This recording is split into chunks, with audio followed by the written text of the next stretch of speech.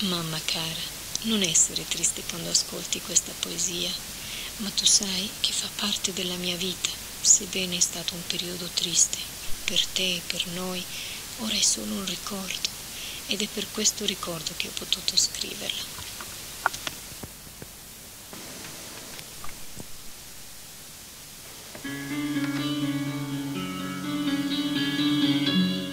Tanti anni fa da te me ne andai per seguire come gli altri il mio destino, e da me ti separasti con dolore dicendomi: sii felice, figlia mia, una nuova vita comincia accanto all'uomo che ami.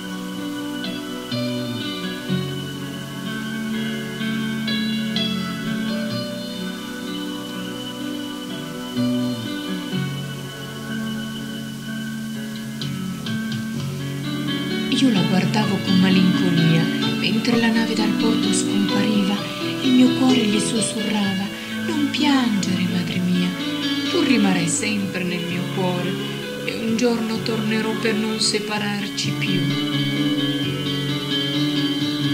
Quante volte mi viene in sogno, ti vedo sempre sofferente, e io sono ancora una ragazzina, e rimango accanto al tuo letto, mentre le mie amiche sono fuori che giocano spensierate tra di loro, e come in un eco sento le loro voci che mi chiamano: Marinella, vieni a giocare.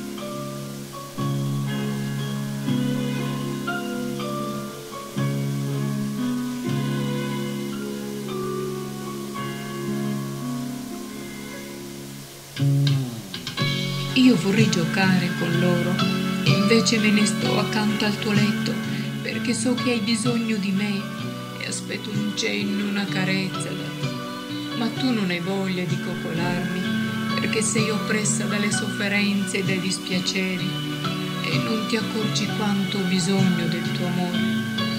Mi sei mancata tanto, mamma, e mancavi tanto anche quando venivi a trovarci, a me e Aldo in collegio, con tutti i sacrifici che hai fatto per noi. Io non li dimentico. E ricordi, non volevo lasciarti mai, ti stringevo a me forte forte perché non volevo che tu andassi via. E da allora sono passati tanti anni, ma quel ricordo triste è ancora vivo dentro di me. Ora ho la mia vita, la mia famiglia, e credo di essere felice. Ma quando penso a te, mamma, un nodo mi stringe la